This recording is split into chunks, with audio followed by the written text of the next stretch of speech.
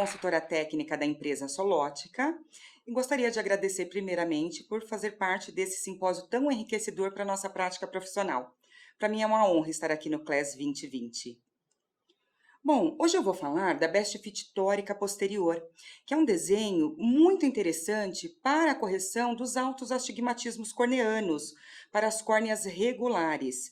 Mas antes eu vou fazer uma introdução de como funciona a correção dos astigmatismos corneanos.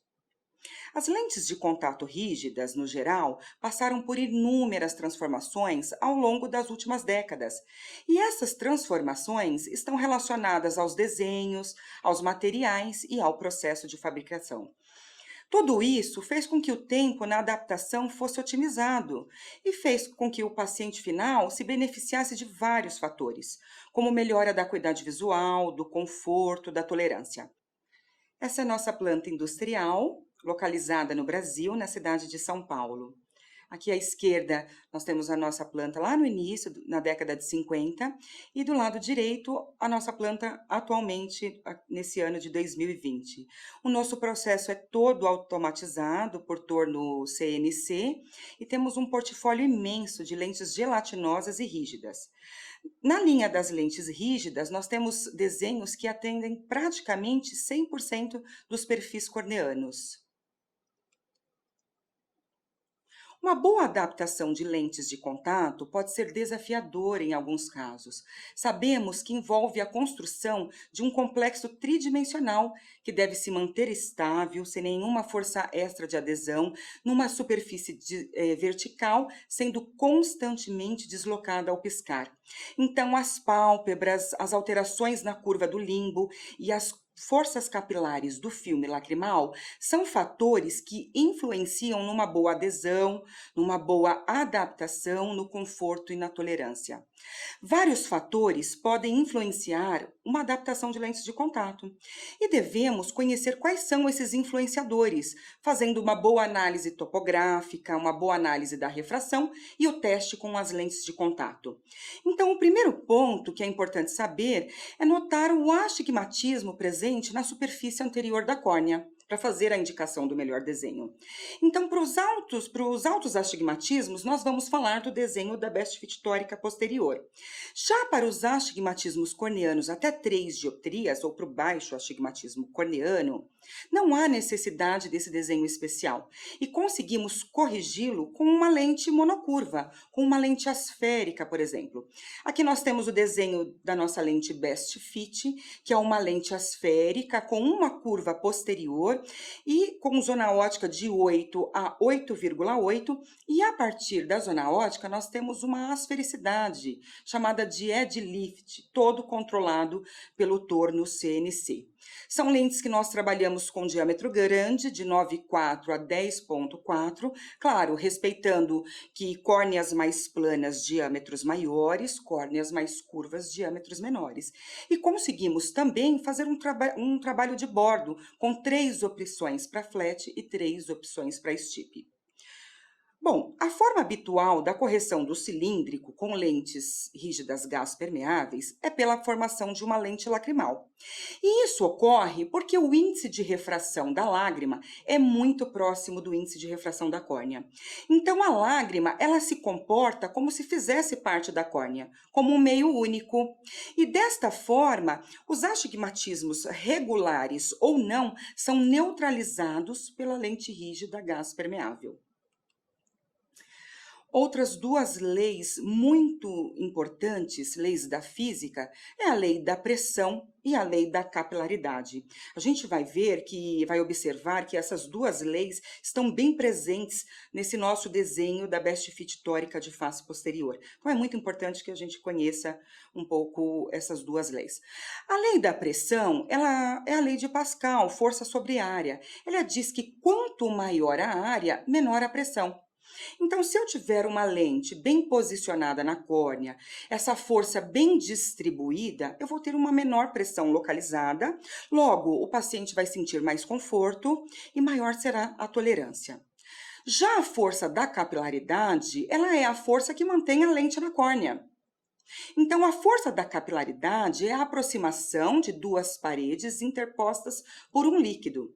Então, novamente, se eu escolher o melhor desenho, escolher a melhor curvatura, eu vou ter uma lente mais posicionada na córnea, maior será a minha força de capilaridade, maior será a estabilidade da lente. Então, o desenho da Best Fit tórica posterior, ele está direcionado para o astigmatismo corneano acima de 3 dioptrias. Então, veja nesse desenho que eu tenho uma construção de duas curvaturas posteriores perpendiculares entre si, o que faz com que se assemelhe mais com a córnea tórica, se adapte melhor a ela e apresente um padrão de fluoresceína mais uniforme. Então, esse desenho, ele está muito alinhado com as leis da física, que vimos no slide anterior. Então, eu tenho uma menor pressão localizada, uma maior força de capilaridade, eu consigo corrigir o total astigmatismo da córnea, tenho centralização, conforto, tolerância e melhora a acuidade visual. Nós vamos explorar esse desenho, nós vamos construí-lo ao longo desta apresentação. Quando devemos pensar no desenho da Best Fit tórica? Bom, quando a adaptação da lente esférica ou asférica, monocurva, resulta em descentração e mobilidade aumentada. Devemos lembrar que quando eu acerto o desenho, a lente anda paralela à córnea. Se eu coloco um desenho que não está próximo do desenho da córnea, a tendência é a lente deslocar na lateral, ou eu ter um excesso de mobilidade. Então, aí também eu posso, quando eu tenho essa situação de descentração e mobilidade aumentada, é importante que a gente cheque a topografia e analise a possibilidade de outros desenhos. Eu penso na Best Fit tórica de face posterior quando o padrão de fluoresceína da lente esférica ou asférica demonstra toque excessivo no meridiano mais plano e um acúmulo de fluoresceína no meridiano mais curvo, quando eu tenho aquele padrão em altere, aquele padrão em faixa. Então, se eu estou adaptando lentes monocurvas e eu tenho esse padrão, ele me diz que eu devo mudar o desenho para uma lente com CB1 e CB2, uma lente tórica de face posterior. Quando ocorre síndrome de 3 e 9 horas, com o uso de lente esférica, por toque excessivo nessas regiões, então geralmente o paciente tem bastante intolerância com essa síndrome de 3 e 9 horas. Quando ocorre desconforto e intolerância com lentes esféricas em córneas tóricas, então isso traz aquele conceito de que eu preciso alinhar a córnea com um desenho bem próximo a ela. Então, lente Best Fit tórica posterior, ela se assemelha ao desenho da córnea tórica. E quando ocorre sobre refração cilíndrica com instabilidade do prisma de estabilização. É claro, se eu tenho um alto astigmatismo corneano e eu escolho uma lente monocurva, a gente sabe que uma lente monocurva, teoricamente, ela corrige até 3 de astigmatismo. Então, se ele tem acima disso, vai sobrar uma sobre-refração cilíndrica. Então, o ideal é colocar a toricidade na face posterior da lente e não na anterior, ok? É bem estabelecido que lentes rígidas, gás permeáveis, oferecem correção visual superior ao olho astigmático em comparação com lentes hidrofílicas. As lentes hidrofílicas para o alto astigmatismo, ela tem aquela tendência de deslocar o prisma de estabilização. E como essa lente ela funciona como um encaixe na face posterior da lente com a anterior da córnea, eu tenho uma estabilidade, uma correção total desse alto astigmatismo. Então, ela está direcionada para os astigmatismos corneanos acima de 3 dioptrias. Aqui eu mostro aquele padrão em altere, aquele padrão em faixa, onde eu tenho um toque excessivo no meridiano mais plano da córnea e um acúmulo de fluoresceína no meridiano mais curvo da córnea. E a filosofia de adaptação? Bom, eu preciso construir duas curvaturas. A CB1, ela é igual a K. E quem é K? O meridiano mais plano da córnea. Já a CB2, ela é construída distribuindo 2/3 do astigmatismo total da córnea somado à primeira CB. Então, nós vamos, a seguir, ver um caso para que a gente construa isso na prática. Então, eu tenho um exemplo de uma topografia, onde eu tenho o seguinte astigmatismo. Eu tenho 41 por 46 a 180, eu tenho 5 graus de astigmatismo na córnea, a refração dele é -1 com -5 a 180. Então, o astigmatismo refracional, ele está todo na córnea. E vejam que um meridiano da córnea é muito plano, que é 41, e o outro meridiano é muito curvo, que é 46, então eu tenho meridianos distintos. Então, a ideia da best fit tórica posterior é de trazer estabilidade, que eu possa fazer um desenho personalizado, que se encaixe para esta córnea. Então, vamos construí-lo. A CB1 é igual a K é igual a 41 dioptrias, tá lá, CB1 igual a 41 dioptrias. CB2 é 2/3 de 5, que é 3,25, mais CB1, que é 41. Logo, eu tenho a CB2, 44,25.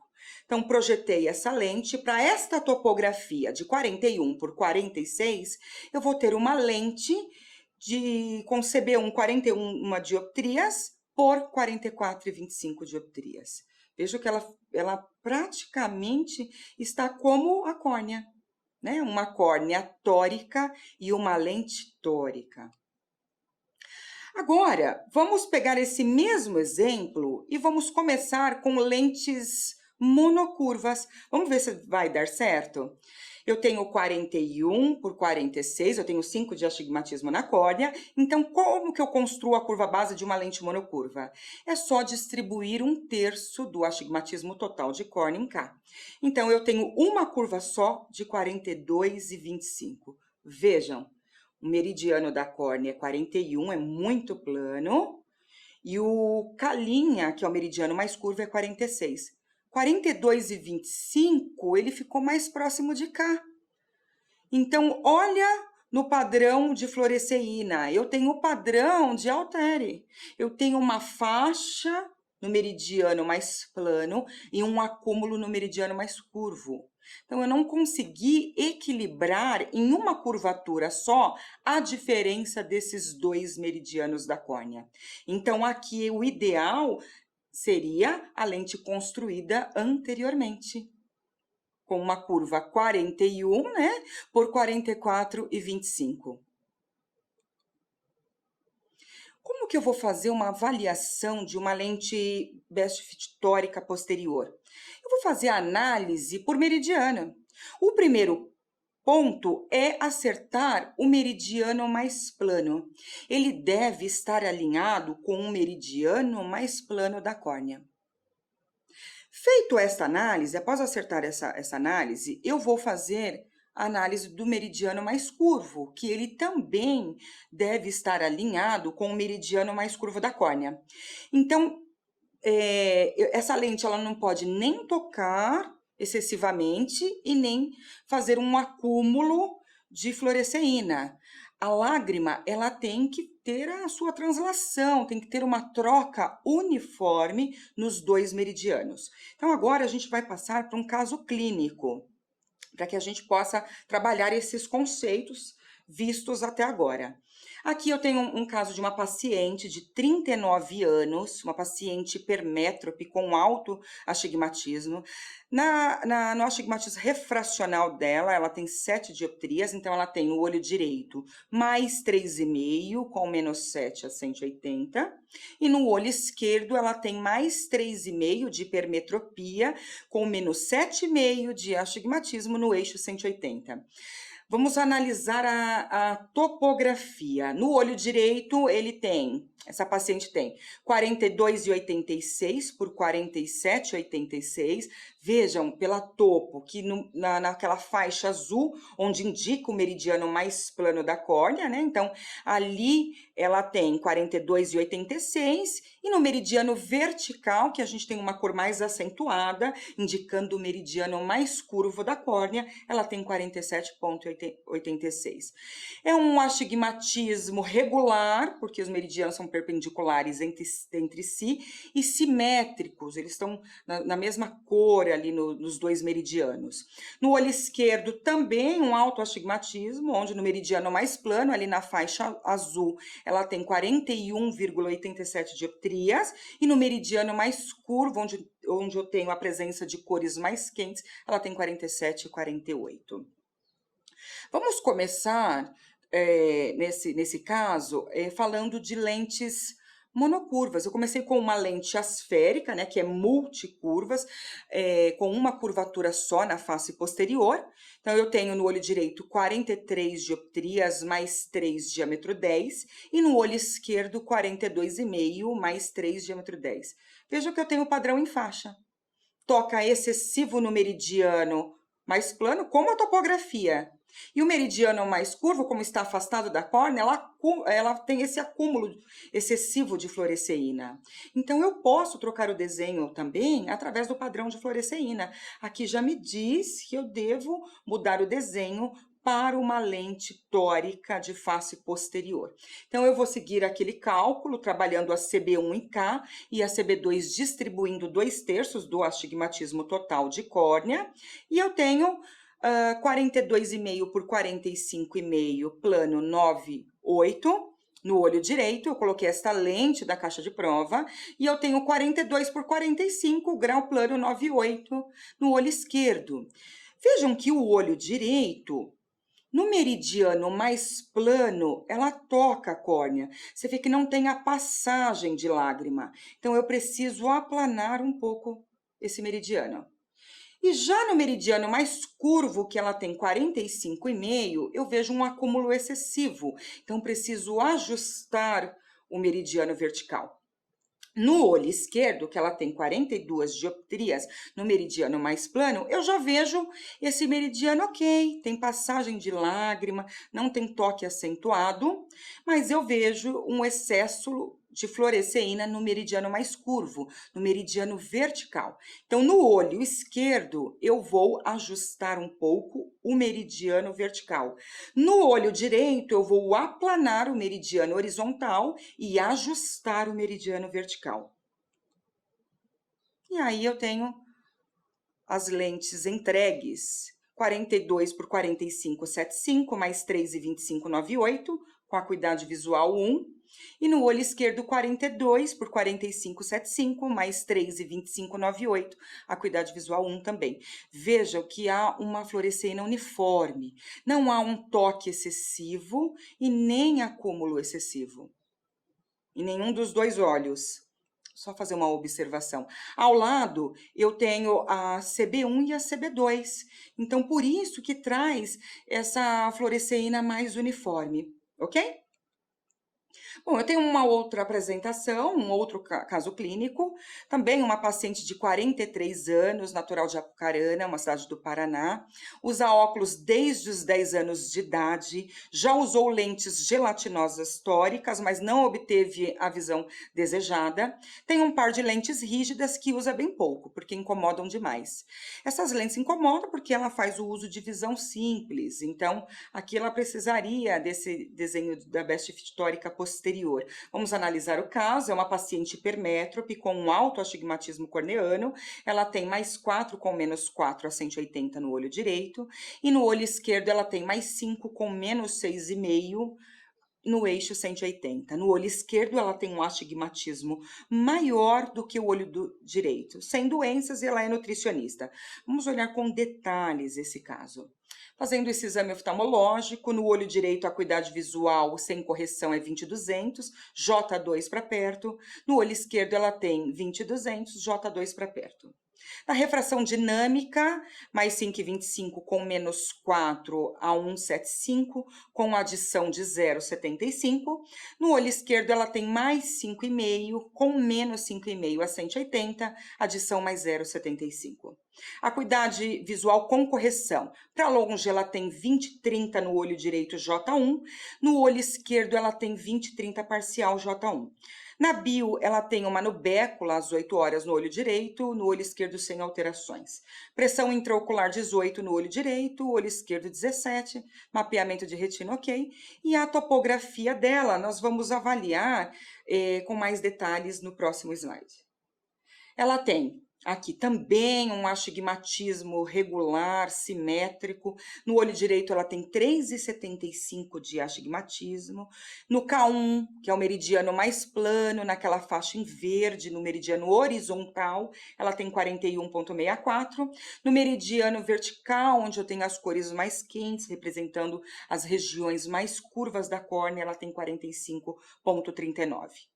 No olho esquerdo, ela tem um astigmatismo corneano mais elevado do que o olho direito. No meridiano mais plano, no meridiano horizontal, ela tem 41,43.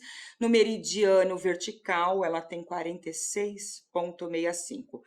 Então, vamos construir para ela uma lente tórica posterior, seguindo a regra de que a primeira CB é K, a segunda CB é 2/3 do astigmatismo total de córnea, somado à primeira CB. Então, no olho direito eu tenho uma lente 41/44, o grau é plano, diâmetro 9,8. A lente da caixa de prova está no material com baixo DK, com DK30, e ela aceitou uma sobre-refração de mais 5,75. Tem uma fluoresceína distribuída uniformemente, a lente está posicionada dentro do limbo, com centralização. Tá? No olho esquerdo, ela tem 41/45,5. O grau da lente de teste é plano, diâmetro 9,6, lentes projetadas com DK30. A sobre-refração trouxe para a gente mais 6 com menos 0,50 a 90. Nesse olho, sobrou uma sobre-refração cilíndrica, com o eixo oposto do eixo da córnea. O padrão de fluoresceína também está ok, eu tenho uma boa distribuição. E nós vamos ver que quando sobra um cilíndrico na sobre-refração, eu posso neutralizar esse cilíndrico através dessa tabela, mudando somente o índice de refração do material.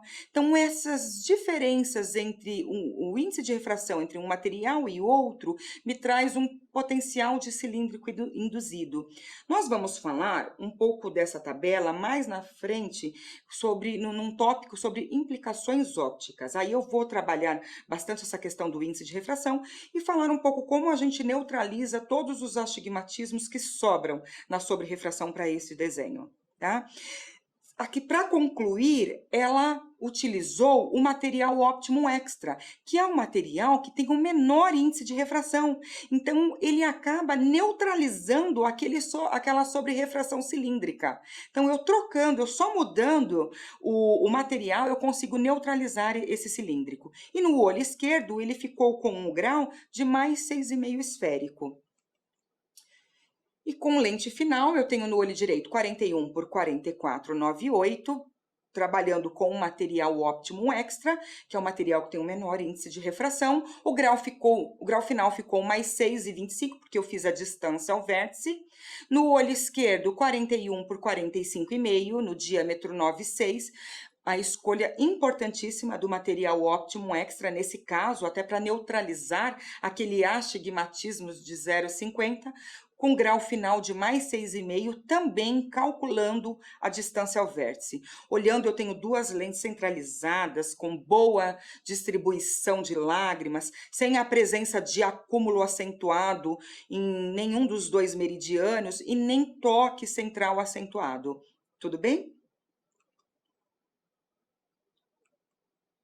Implicações ópticas nas lentes rígidas tóricas posteriores. Vamos relembrar algumas coisas aqui. A lente rígida, ela corrige o astigmatismo da superfície anterior da córnea devido ao preenchimento do espaço da superfície posterior da lente. Então, entre a face posterior da lente e a anterior da córnea, eu tenho o filme lacrimal. E é esse filme lacrimal que neutraliza os astigmatismos, como nós já falamos nos primeiros slides. pois o índice de refração da lágrima é muito próximo do índice de refração da córnea. Então, isso faz com que a lente se comporta, faz com que a lágrima se comporta como um meio único, neutralizando esses astigmatismos. Agora, como o índice de refração da lente ele é diferente da lágrima, quando se usa uma lente tórica de face posterior, uma lente com CB1 e CB2, será induzido um cilíndrico diretamente proporcional a esta diferença, e entra a diferença de poderes da curva base. E isso acontece porque eu tenho dois índices de refração entre CB1 e CB2. Então, uma lente tórica posterior com uma torção de 3 dioptrias, como nós construímos nos casos anteriores, por exemplo, uma lente construída com CB1 41 por 44, eu tenho uma toricidade, uma torção de 3 dioptrias. Então, 3 dioptrias de toricidade induzem 0,50 de astigmatismo na córnea. Só que ele não aparece na sobrerrefração, porque geralmente a córnea na face posterior tem 0,50. Então, isso não aparece para mim, ele é neutralizado por esse 0,50 de astigmatismo presente na face posterior da córnea. Agora, se eu tiver um astigmatismo que não for presente na face posterior da córnea ou ele for maior, vai sobrar uma sobrerrefração cilíndrica. E esta sobrerrefração cilíndrica, se ela estiver no eixo contrário da córnea, por exemplo, eu tenho uma córnea a 180 e sobrou uma sobrerrefração no eixo 90. Quando acontecer esse residual, só alterando o índice de refração do material, eu neutralizo esse astigmatismo que restou na sobrerrefração cilíndrica. Então, as lentes da caixa de prova são geralmente produzidas no DK30, que eu tenho um índice de refração de 1,466. Então, eu vou escolher o material Optimum Extra, que ele tem um índice de refração de 1,433. Na lente DK30, eu tenho um cilíndrico induzido de 0,83 dioptrias. No material Optimum X, eu tenho 0,67. Só a diferença desse potencial de cilíndrico induzido já neutraliza esse cilíndrico que sobrou na sobrerrefração. Agora, se sobrou uma sobrerrefração cilíndrica no mesmo eixo da córnea, está dizendo que precisa de uma toricidade maior. Eu preciso melhorar o encaixe, eu preciso trabalhar com uma torção maior. Aí eu vou ali nos parâmetros, no CB flat e no CB steep e mudo esta toricidade. Aplanando um pouco cá, ou encurvando um pouco com a linha, eu aumento essa torção para que a lente corrija o total de astigmatismo da córnea para que ele não apareça na sobrerrefração, ok? Agora aqui um caso bem interessante. Eu tenho uma paciente com 42 anos, ela usa lente de contato gelatinosa, mas a lente perde o foco. Na bio e atono, sem alterações. Vejam que o astigmatismo refracional no olho direito, ele é maior do que o corneano. Provavelmente vai sobrar um cilíndrico aqui na sobrerrefração. Então, é uma paciente hipermétrope com um astigmatismo elevado aí no refracional, ela tem mais 2,25 com menos 3,5 a 180. No olho esquerdo, ela tem mais 2,25 com menos 2 a 180. No olho esquerdo, uma lente asférica corrige naturalmente esse astigmatismo. No olho direito, eu tenho 70 por 38 e 44, veja, ele tem 2,26 de cilíndrico. Então, nesse olho direito, vai sobrar 1 de astigmatismo. Nos dois olhos, eu vou trabalhar com uma lente asférica. Porém, no olho direito, ela apresenta um bom padrão, mas sobra esse cilíndrico de 1 residual. Isso porque o astigmatismo refracional está maior que o da córnea. Já no olho esquerdo, eu tenho uma sobrerrefração esférica, porque o astigmatismo refracional está na córnea. Então, o próprio filme lacrimal neutraliza esse astigmatismo da córnea. Porém, no olho direito, eu posso trabalhar com uma lente tórica posterior. Porque quando eu coloco aquela torção de 3 dioptrias, eu induzo um astigmatismo na córnea que vai neutralizar esse cilíndrico da sobrerrefração. Então, veja só, no olho direito eu trabalhei com uma lente Best Fit tórica posterior, com a curva 38 por 41, mantendo ali o meridiano mais plano da córnea em K, né? E fiz uma torção de 3 dioptrias entre K e K', entre CB1 e CB2, tem uma distribuição de fluoresceína uniforme e neutralizei o astigmatismo que sobrou na sobrerrefração. É muito mais fácil a gente trabalhar com uma lente com encaixe do que com uma lente cilíndrica, que tem o prisma de estabilização, que pode deslocar ao piscar. No olho esquerdo ficou com a lente asférica, nesse olho aumentamos 0,25 para perto, né, para ajudar de perto. Então, nos dois olhos eu tenho uma boa distribuição do filme lacrimal e trabalhando com lentes esféricas na face anterior da lente. Agora, eu posso ter um astigmatismo elevado em córneas obladas. Então, aí a gente já está trabalhando com córneas deformadas e eu preciso de desenhos específicos. Mas se a córnea oblada tem a presença de um alto astigmatismo, eu preciso também construir uma lente com CB1 e CB2. Preciso levar esse conceito para não ter uma adaptação lateralizada. Vejam que eu tenho um acúmulo central e descentração com uma lente asférica, e no olho esquerdo eu projetei uma lente com uma curva reversa também tórica de face posterior, construída com CB1 e CB2, para ter um melhor encaixe, um melhor posicionamento, uma maior força de capilaridade, uma menor pressão, porque eu estou distribuindo a diferença desses dois meridianos distintos da córnea na construção de uma lente CB1 e CB2. Aqui eu tenho um pós-TX por ceratocone, também vejam pela topografia que ele tem lá no centro 43,10 por 48,5. Eu tenho um alto astigmatismo. Então, eu construí uma lente Best Fit tórica posterior, só que reversa.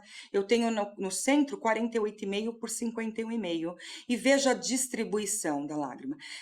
É uma lente centralizada e distribuí essas forças, né? Eu melhorei a força de interação trabalhando com duas curvaturas na face posterior da lente perpendiculares entre si. Feito todo esse trabalho de encaixe da curva central, que eu acho que é a região mais importante, a curva base é ela que comanda a adaptação da córnea, a gente vai trabalhar o bordo. Lembrando que a lente rígida ela deve estar posicionada 2 milímetros adentro do limbo, e o final, a periférica da lente, ela tem que estar corada com a fluoresceína. E isso, quando eu tenho esse bordo mais corado, diz que a lente não está próxima da córnea, ela está afastada ali na terminal da lente. E isso proporciona conforto. Então, a Best Fit tórica posterior, você tem a possibilidade de pedir esse ajuste de bordo, tanto para flat quanto para steep. Aqui eu tenho um caso da Best Fit tórica posterior, onde eu tenho uma lente 45,5 por 48,5 no grau -2, diâmetro 9,8. Vejam que o centro está bem alinhado, mas o bordo está muito pouco corado. E eu escolhi a opção Flat 1, então elevei ali em torno de 20 micra no bordo, e eu já tenho essa fluoresceína presente no terminal da lente. Então, isso faz com que o paciente tenha uma tolerância muito maior em todo o seu período de uso, sem alterar o centro. Então, ali eu só modifiquei a periférica, mantendo a curva central e a curva intermediária. Os parâmetros das lentes Best Fit tórica posterior. Elas são oferecidas no material Optimum Extra, no DK100. O desenho é asférico-tórico, então eu tenho as duas curvas asféricas. Isso melhora também o posicionamento e aumenta também a força da capilaridade. O diâmetro ele tem um range de 8,5 a 10,2. Os poderes vão de mais 25 a menos 25. Lembrando que um detalhe para altas dioptrias. Avalie bem a centralização da lente em altos poderes, porque se a lente estiver deslocada, pode gerar um cilíndrico na sobrerrefração. E eu só utilizo aquela tabela da neutralização do cilíndrico quando a lente estiver bem centralizada na córnea. A curva base vai de 34 a 59, ela corrige o astigmatismo corneano de 3,25 a 7 dioptrias. Elevação de bordo, eu tenho a opção para abrir o bordo, que é a opção flat, e eu tenho a opção para rebaixar o bordo, que é a opção steep, e o regime de troca é anual. Aqui eu tenho os parâmetros da caixa de teste, e vejam que interessante, eu tenho 40 lentes aqui. Começando com lentes mais planas até lentes mais curvas.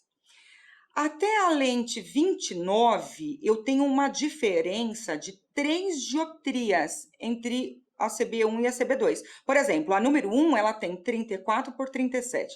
Eu tenho 3 graus de torção, né, de toricidade.